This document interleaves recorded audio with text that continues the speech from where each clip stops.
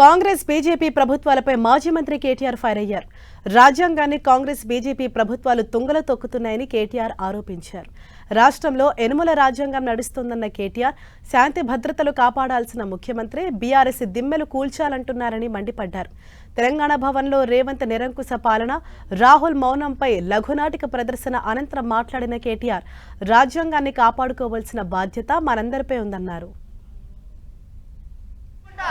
ఏం చేస్తారా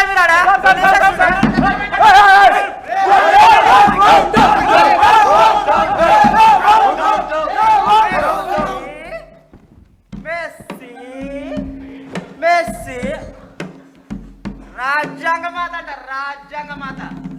ఎంతమంది తప్పుకుంటా సీడ్ దాకా వచ్చుంటానయా నేను. అనుమల రాజ్యాంగమే ఇది. మెస్సీ మెస్సీ రాజ్యాంగం గురించి తెల్లారలేస్తే మాట్లాడి రాజ్యాంగ రక్షకులుగా పోజు కొట్టే వాళ్ళు కాంగ్రెస్ వాళ్ళు, రాహుల్ గాంధీ అయితే, ఆ రాజ్యాంగాన్ని కాపాడాల్సిన బాధ్యతలు ఉన్న వాళ్ళు మరి భారత ప్రభుత్వంలో ఉన్న వాళ్ళు ఇవాళ బీజేపీ వాళ్ళు, ఎన్డీఏ వాళ్ళు. ఇటు వీరు పట్టించుకోరు, అటు వారు పట్టించుకోరు. ఇద్దరూ కలిసి ఇవాళ డాక్టర్ బాబాసాహెబ్ రాసిన రాజ్యాంగాన్ని తుంగలో దొక్కుతున్నారు.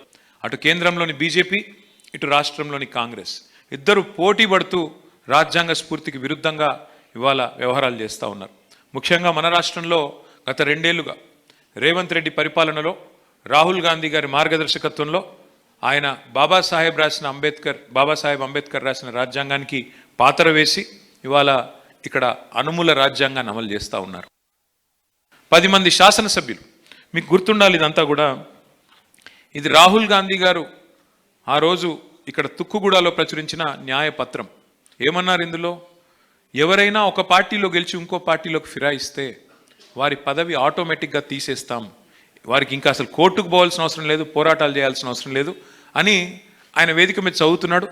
ఆయన వెనకాలనే మా పార్టీ నుంచి 2-3 పార్టీ మారిన వాళ్ళు ఆయన వెనకాల కూర్చున్నారు రాహుల్ గాంధీ యొక్క ద్వంద్వ ప్రమాణాలు, రాహుల్ గాంధీ యొక్క డబుల్ స్టాండర్డ్స్, కాంగ్రెస్ యొక్క దుర్మార్గమైన వైఖరికి ఒక ఉదాహరణ ఈ న్యాయపత్రం. దీని పేరు వాళ్ళ అన్యాయపత్రం అని మార్చుకుంటే అయిపోతుంది, న్యాయపత్రం లేదు.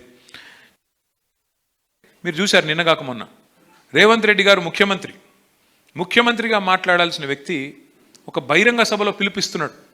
ఒక ప్రధాన ప్రతిపక్ష పార్టీ యొక్క జెండా గద్దెలను కూల్చేయండి అని పిలుపునిస్తున్నాడు. ఇది రాజ్యాంగ హననం కాదా? ఇది రాజ్యాంగ విలువల పతనానికి నిదర్శనం కాదా?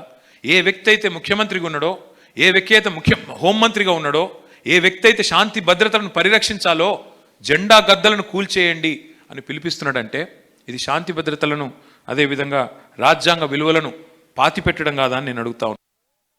అబద్ధపు హామీలతో గద్దెనెక్కి మహిళలను, నిరుద్యోగులను, రైతులను, వృద్ధులను అందరినీ మోసం చేసి డిక్లరేషన్ల పేరిట ఎస్సీ ఎస్టీ డిక్లరేషన్ అని చెప్పి దళితులను, గిరిజనులను మోసం చేసి, బీసీ డిక్లరేషన్ అని బీసీలను మోసం చేసి, రైతు డిక్లరేషన్ అని రైతులను మోసం చేసి, యువజన డిక్లరేషన్ అని చెప్పి యువకులను మోసం చేసి 2 లక్షల ఉద్యోగాలు ఇస్తామని చెప్పి వారు ఉద్యోగాలు పొందిన తర్వాత మొత్తం మరిచిపోయి ఇవాళ రాజ్యాంగాన్ని పాతర వేస్తున్న రేవంత్ రెడ్డి గారి పాలన ప్రజాపాలన కాదు, ఇది రాజ్యాంగాన్ని పరిహసిస్తున్న రాక్షస పాలన అని చెప్పక